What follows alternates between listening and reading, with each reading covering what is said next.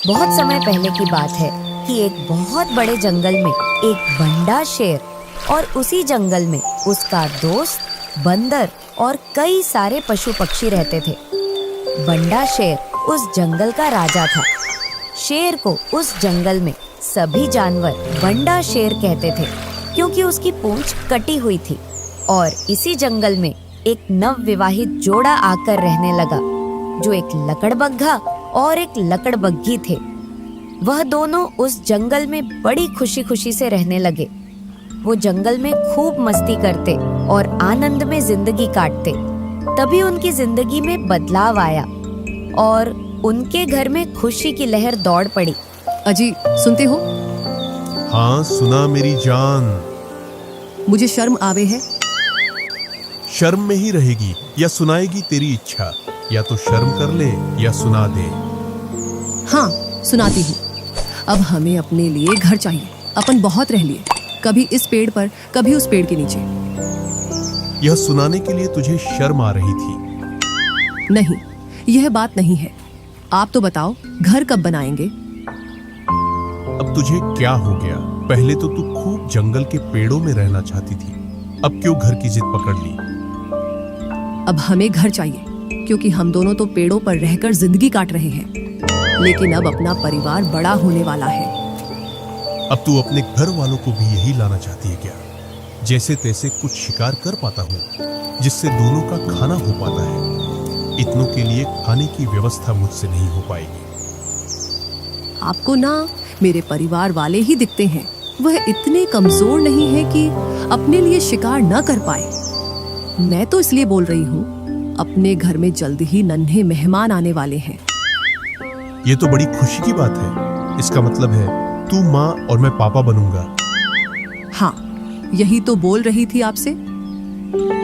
सीधा सीधा बोलती, इतना क्यों घुमाया बात को? ये तो बड़ी खुशी की बात है। मैं सुबह ही जल्दी पास के गांव में जाकर घर या जगह देख कर आता हूँ और अपना नया घर बनाएंगे। दोनों रात में मस्त पेड़ के नीचे सोते हैं।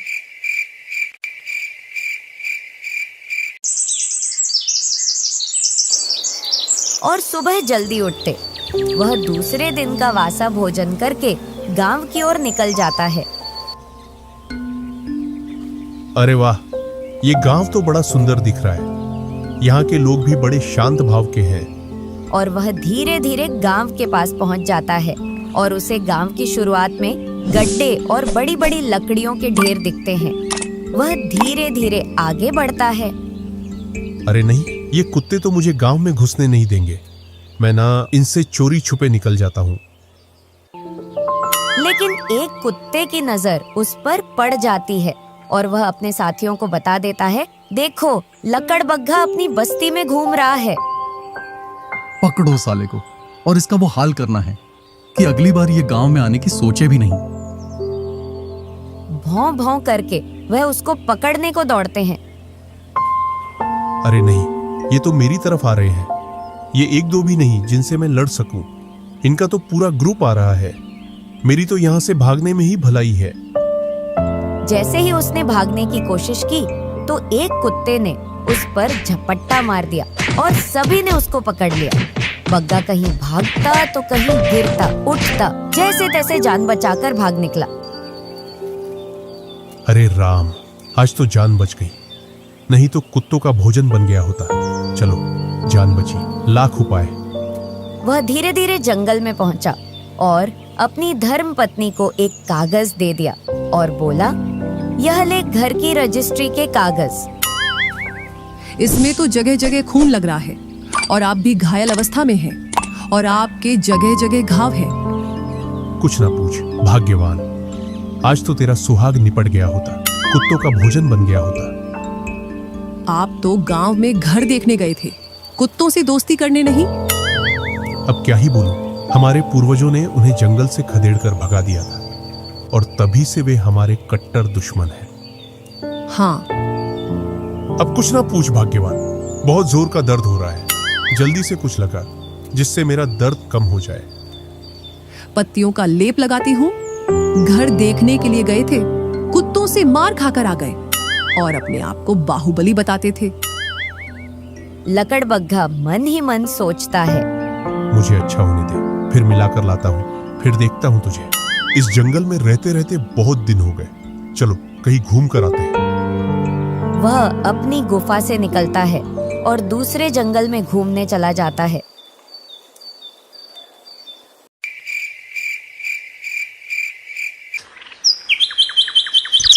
कुछ दिन बाद बग्गा स्वस्थ हो जाता है और अपनी धर्मपत्नी से बोलता है, चलो आज तुझे अपने घर पर घुमा लाता हूँ। चलो, मैं तो इसी दिन का इंतजार कर रही थी। और दोनों चल देते हैं।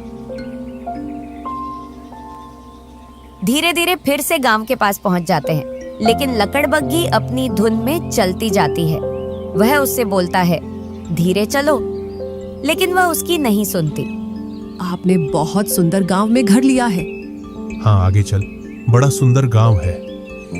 और जैसे ही पेड़ के पास पहुंचती है तो देखती है कि कुत्तों का एक ग्रुप उसको देखकर एकदम उसकी तरफ ही दौड़कर आ रहा है। भाग भाग्यवान भाग, कुत्ते पीछे पड़ गए। आज तो तूने मरवा दी। यह तेरे बाप दादा अपना भोजन बनाएंगे मुझे। ऊपर से मेरा पेट भारी, और इस हरामी ने मुझे इस मुसीबत में लाकर खड़ा कर दिया। यह तो जान बचाकर भाग निकला। आज तो मैं गई। कुत्तों ने लकड़बग्घी को कहीं काटा और कहीं घसीटा। उसकी हालत लकड़बग्घा से भी बेकार कर दी। हरी मोरी मैया, आज तो मर गई। खसम तो मुझे मरवाने के लिए लेकर गया था। क्यों, कैसा लगा घर? रोती हुई लकड़बग्घी, अब कभी ना जाऊं भूले से भी उस गांव में। उसमें तो बहुत हरामी कुत्ते रहते हैं। देखो मेरी क्या हालत कर दी। अब बच्चों को कहाँ रखेंगे? जंगल में ही झोपड़ी बनाएंगे या किसी गुफा में रह लेंगे। चलो यही जंगल में व्यवस्था देखते हैं। अब आप जल्दी से व्यवस्था देखो, क्योंकि टाइम नजदीक आ चुका है। चलो मैं देखता हूँ कुछ मिलता है क्या रहने के लिए। जंगल में देखने को चल देता है।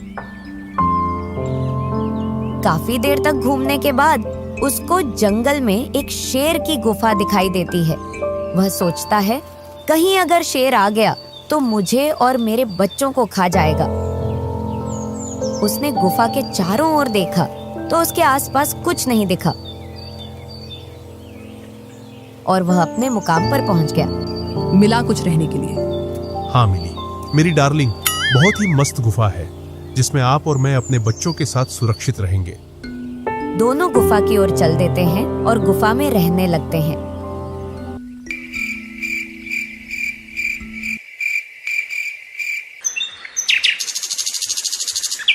कुछ दिनों के बाद लकड़बग्घी के 4 बच्चे होते हैं। दोनों बहुत खुश होते हैं और अपने बच्चों के साथ बड़ी मस्ती से रहने लगते हैं। अब अपना परिवार बस गया है, अब हम आजादी से रह सकते हैं। इधर शेर दूसरे जंगलों में घूम रहा है और अपने मित्रों से मिल रहा है। खूब घूम लिया, अब अपने निवास पर चलता हूँ। इधर लकड़बग्घा को पक्षियों की चहचहाट और जानवरों की भागदौड़ सुनाई देती है। कुछ जानवर बोल रहे हैं, भागो भागो, बंडा शेर आया। चलो इस पेड़ पर चढ़कर देखता हूँ कि किधर आ रहा है। अरे नहीं, ये तो इधर ही आ रहा है। सुनती हो भाग्यवान, तुम और अपने बच्चों को गुफा में ही रखना, बाहर मत निकलना। इधर शेर अपनी गुफा में आ रहा है। अब क्या करेंगे? अब कहाँ रहेंगे?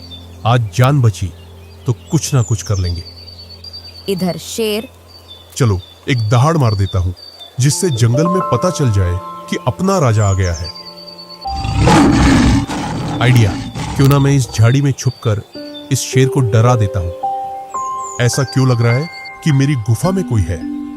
एक बार और दहाड़ मारता हूँ। शेर जैसे ही दहाड़ मारता है तो उधर से जोर से झाड़ी हिलती है। कौन है मेरी गुफा में? तेरी गुफा? यह गुफा तो कई वर्षों से मेरी है। यह तो मेरी है, अभी कुछ दिनों के लिए घूमने चला गया था। तुम्हारी गुफा दूसरे जंगल में होगी। शेर अपने चारों ओर देखता है और उसको सब कुछ जाना पहचाना दिखता है।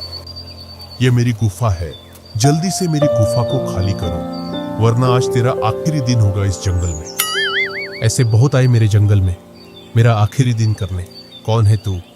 मैं बंडा शेर, इस जंगल का राजा। इधर से एकदम शेर की आवाज में दहाड़ता है और जोर से झाड़ी हिलाकर बोलता है, मैं तेरा बाप बब्बर शेर हूँ। मैं गया था तब तो मेरे जंगल में मेरे अलावा और कोई शेर नहीं था। अब ये कहां से आ गया? फिर झाड़ी हिलाई और बोला, रुक बंडा, फोड़ू तेरा हंडा। शेर आश्चर्यचकित हो गया, यह मेरा हांडा फोड़ेगा। आज तो तू मेरा खाना बनने आया है। कई दिनों से मैंने शेर का मांस भी नहीं खाया। आज तो शेर का मांस खाने को मिलेगा। इतना सुनकर शेर वहां से भाग जाता है और मन ही मन सोचता है, जान बची तो दूसरी गुफा में रह लेंगे। और वह वहां से बड़ी मायूस अवस्था में जा रहा होता है। इतने में ही उसे एक बंदर देख लेता है। अरे मामा जी, आप इतने उदास होकर कहाँ जा रहे हो? अरे भांजे, तुझे क्या सुनाऊं मैं अपनी दुख भरी कहानी? तू कहां समझेगा मेरी बात को? ऐसा क्या हुआ मामा जी जो मैं आपकी समस्या का हल नहीं निकाल सकता और मैं आपको समझ नहीं पाऊं? तेरा एक निवास हो तो समझे।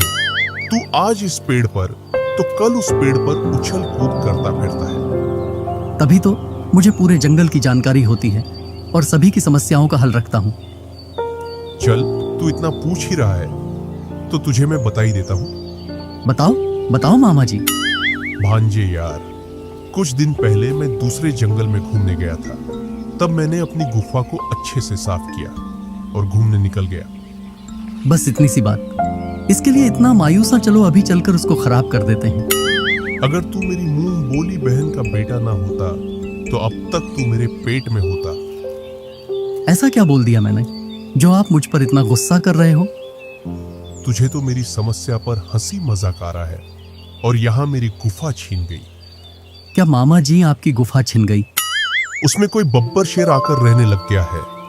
मामा जी, मैं दिन भर जंगल के इस पेड़ से उस पेड़ पर घूमता रहता हूँ। जहां तक मुझे मालूम है अपने जंगल में आपके अलावा और कोई राजा नहीं है। फिर जिसने मेरी गुफा छीनी है वह कौन है? मुझे ऐसा लगता है मामा जी, जरूर कोई बहरूपियां है जो आपको डरा रहा है।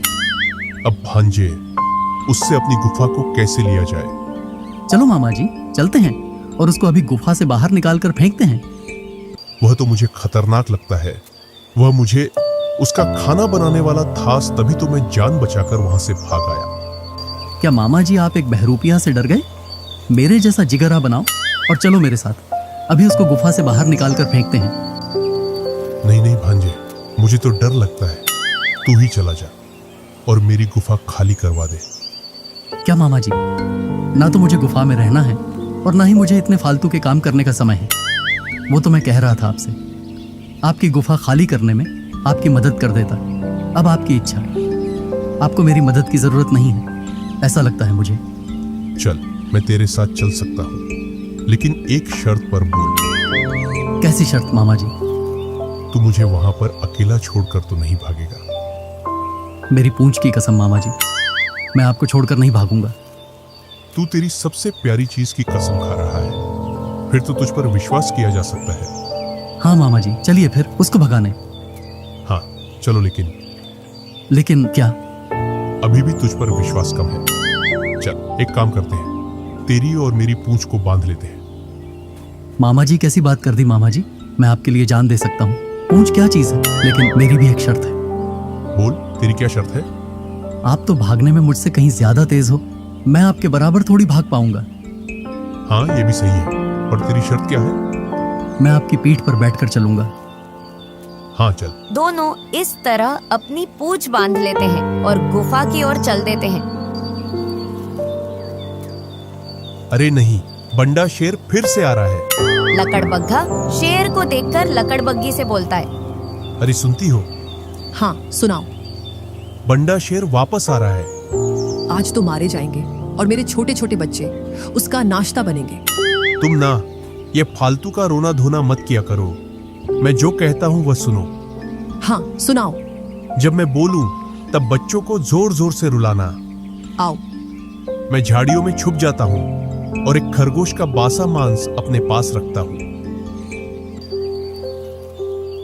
कैसा बब्बर शेर है तू?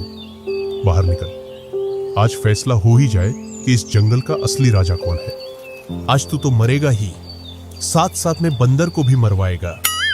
अरे मामा जी, ये तो बड़ा खतरनाक है। हाँ तेरे से, तभी तो बोला था मैंने। हम दो और वो अकेला। बुलाओ मामा जी, बुलाओ, अभी खदेड़ कर भगाते हैं। सुनती हो भाग्यवान? शेर डर गया। क्या पूरे परिवार के साथ में? लकड़बग्गी अपने बच्चों को जोर जोर से रुलाती है। बग्गा इधर खरगोश के मांस को शेर की तरफ फेंक देता है। क्या हो रहा है भाग्यवान? बच्चों को इतनी तेज क्यों रुला रही हो? इनको खरगोश का मांस पसंद नहीं आ रहा है। बोल रहे हैं ताजा मांस चाहिए, वो भी शेर और बंदर का। अरे मामा जी, यहाँ तो पूरा परिवार है। लगता है हमारी बोटी बोटी भी बांटी नहीं आने वाली है। आज कुछ भी हो जाए भांजे, मैं अपनी गुफा खाली करवा कर ही रहूंगा। अरे भाग्यवान, बच्चों की किस्मत बहुत अच्छी है। आज तो शेर और बंदर अपनी गुफा के सामने ही है। जल्दी से खाना लाओ, बच्चे जोर जोर से रो रहे हैं। भाग्यवान, पहले किसका मांस खाओगे? शेर का। तो ये लो शेर का मांस। भांजे भाग, मर गए तेरी बातों में। अब यहाँ तो पूरा परिवार खाएगा अपन को। और शेर जी छोड़कर वहाँ से भागता है और यह भूल जाता है कि मेरी पूंछ से बंदर बंधा है। बंदर उसकी पीठ से नीचे गिर जाता है। फिर बंदर घिसटता हुआ जाता है। बंदर अरे मामा जी रुको, मामा जी रुको कहकर चिल्लाता रहता है। बंदर कहीं इस झाड़ी से टकराया और कहीं उसे पेड़ से टकराया। बंदर की हालत बहुत गंभीर हो गई, लेकिन शेर का ध्यान उस पर बिल्कुल भी नहीं गया और वह घिसटता हुआ जा रहा है। आज बब्बर शेर का नाश्ता बन जाता, वही अच्छा था। एक बार में जान चली जाती, इसने तो मुझे पूरा छील दिया। शेर बहुत दूर जाकर रुकता है और दम लेता है और बोलता है, आज बंदर के चक्कर में मर गए होते। इतने में उसको बंदर का ध्यान आता है। वह अपने चारों ओर देखता है, बंदर नहीं दिखता। लगता है बंदर का शिकार कर लिया बब्बर ने। अरे मामा जी, शिकार उसने नहीं, आपने किया मेरा। अरे भांजे, तेरी ये हालत कैसे हुई? मामा जी, इतने भोले भी ना बनो। चिल्ला चिल्ला कर परेशान हो गया, लेकिन आपको तो मेरा ख्याल भी नहीं आया। मुझे माफ करना, मैं अपनी जान बचाने के चक्कर में तुझे भूल गया। सभी को अपनी जान प्यारी है, दूसरों की थोड़ी। हाँ भांजे, अब चलता हूँ। तू इस जंगल में रह, मेरा तो जंगल छिन गया। मैं और कहीं अपनी व्यवस्था देखता हूँ। हाँ ठीक है, लेकिन मामा जी आप डरपोक हो।